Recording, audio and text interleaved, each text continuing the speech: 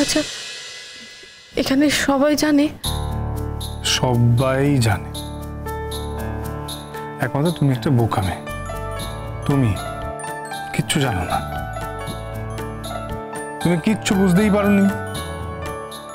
শাশ্বতীও জানে? হ্যাঁ, শাশুড়ি তো সব থেকে বেশি করে জানে।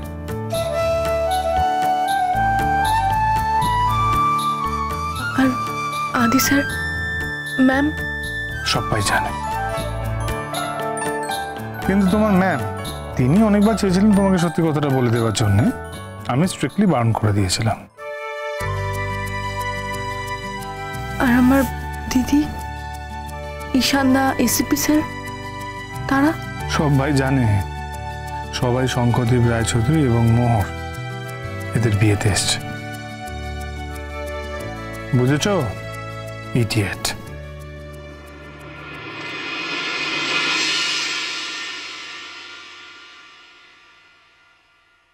মোহর, মোহর, যা কান্নাকাটি, যা কষ্ট, সব আমার কাছে বন্ধ করে, আমার বুকে, বাইরে গিয়ে কিন্তু নয়। হ্যাঁ, আচ্ছা আচ্ছা, জেঠুমনি জানেন? জানে, তেমনি বিয়েতে আসবে না। জেঠুমনি মত দিয়েছে? দেখো মোর, জেঠুমনি মন থেকে মত দিয়েছেন কিনা জানি না, কিন্তু বিয়েতে উনি আসবেন। তার কারণ জেঠুমনি আমাকে ভালোবাসেন, সেই ভালোবাসাটা খুব জেনুইন। মোর, তোমার এখন অনেক দায়িত্ব, অনেক কাজ আছে, অনেক রেসপন্সিবিলিটি আছে। কি? বাড়ি, আমাদের বাড়িটা পুরো বিচ্ছিন্ন হয়ে আছে জানো। আমি অনেক চেষ্টা করি চেক করার, আমি তো যা ভেবেছি তা কোনোদিন বলে উঠতে পারিনি। আমার আচরণটা সবসময় উল্টো রকমই হয় জানো, কিন্তু তুমি তো তা নও। তাই এই বাড়িটাকে এক করার দায়িত্ব কিন্তু তোমার, মোহর। আমি আমার বাবা মাকে আলাদা থাকতে দেব না, কিন্তু কি করবো, আমার মারও যেমন জেদ, আমার জেঠুমনিরও তেমনই জেদ। এই দুজনের টক্করটাকে তোমাকে ভাঙতে হবে। সবাইকে নিয়ে একসঙ্গে থাকতে হবে মোর। আমি কাউকে ছেড়েই থাকতে পারবো না, না আমার মাকে, না আমার বাড়ি। আর যাদের সঙ্গে আমার মিলবে না তাদের বিরুদ্ধে আমি প্রতিবাদ করব, কিন্তু বাড়ি থেকে বেরিয়ে নয়, ওই বাড়িতে থেকে। সারাটা জীবন মাকে কাছে পাইনি মোর, আমি বাকিটা জীবন মাকে থেকে দূরে থাকতে চাই না। তাই মোর, এটা তোমার দায়িত্ব। তুমি কি করে কি করবে সেটা তুমি জানো। ম্যামকে তো আমি আলাদা থাকতেই দেব না। ম্যাম, স্যার, সবাইকে একসঙ্গে থাকতে হবে। এখনো ম্যাম আর স্যার বলবে? নিজের শ্বশুর শাশুড়িকে কেউ তাই বলে বুঝি?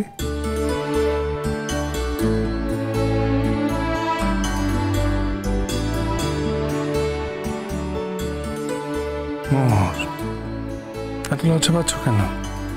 এত লজ্জা পাবার কি আছে?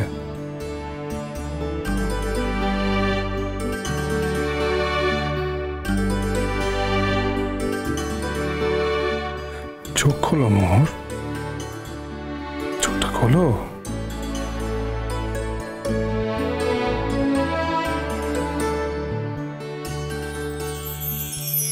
তুমি খুব খারাপ, খুব পচা।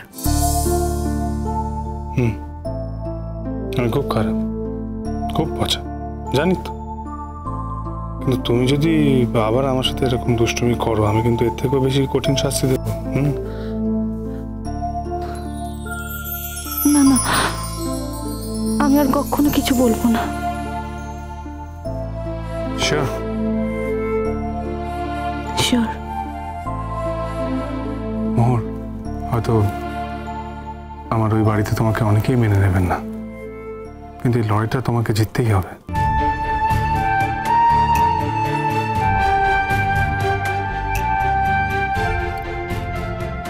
আমার উপর ভরসা নেই? আছে তো, ভরসা আছে বলে তো তুমি আমার জীবনে এসছো। যদি ভরসা না থাকতো তাহলে কি তুমি আমার জীবনে আসতে পারতে মোহর? কি কিছু না তো। শরীর এখন ঠিক লাগছে তো? আগের থেকে ভালো। তাহলে তো ওষুধ জানা হয়েই গেল। কিসের ওষুধ? আমার বউয়ের শরীর খারাপ করলে একটু আদর করে দিলে শরীরটা ভালো হয়ে যায়। আর কোনো ডাক্তার ওষুধ কিছু লাগে না।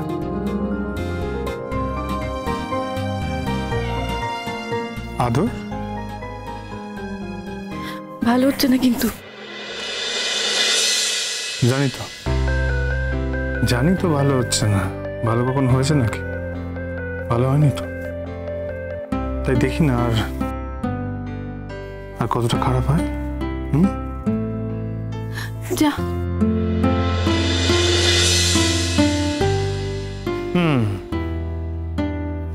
তা কোথায় যাবো শুনি? জানি না। জানোই না? যখন চলে যাচ্ছিলাম তখন তো একেবারে কান্নাকাটি, কষ্ট, দুঃখ সবকিছু তো হয়েছিল। ঠিক আছে, তাহলে আবার চলে যাই।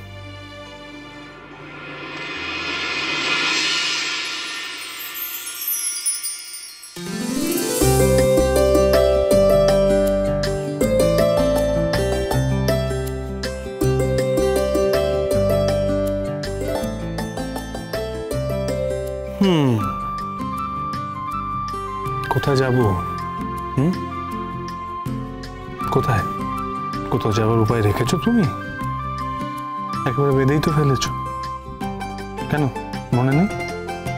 সেই যে মন্দিরে টান্নাদের নিয়ে গেলে হিড় করে, তারপর তো জোর করে বিয়ে করে নিলে। জোর করে?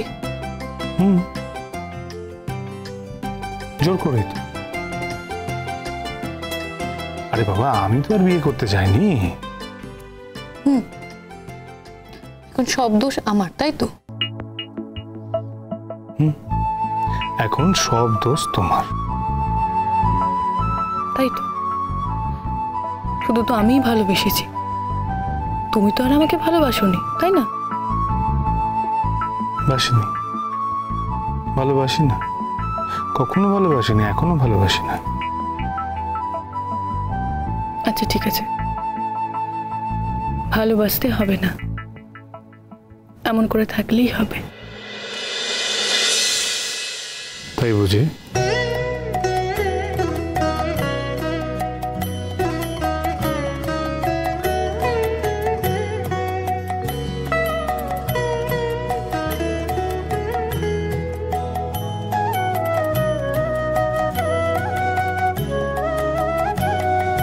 ভালোবেসে সখী নিভৃতে যতনে আমার নামটি লিখো তোমার মনের মন্দিরে।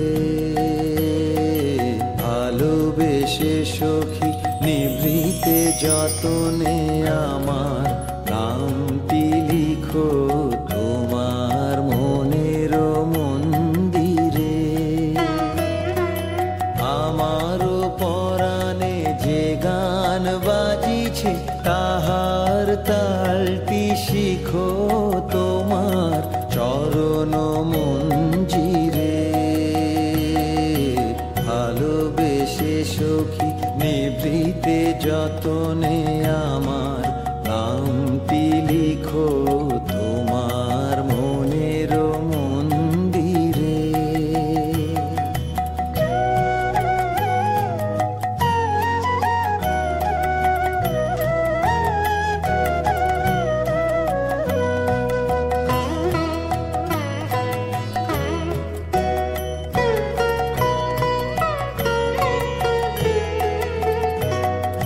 ধরিয়া রাখিও সোহাগে আদরে আমার মুখর পাখি তোমার প্রাসাদ প্রাঙ্গণে।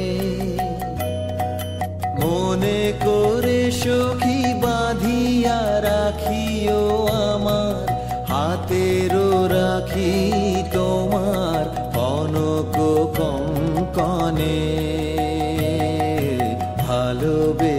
সখী নিভৃতে যতনে আমার নামটি লিখো তোমার মনের মন্দিরে।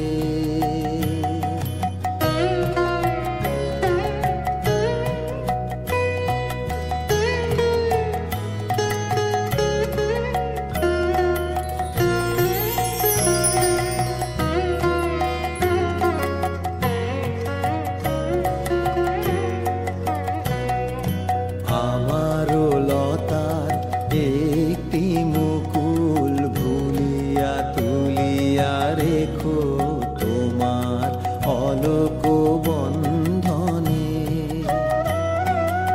আমারও শরণ শুভ সিন্দুরে একটি বিন্দু এঁকো তোমার ললাট চন্দ্র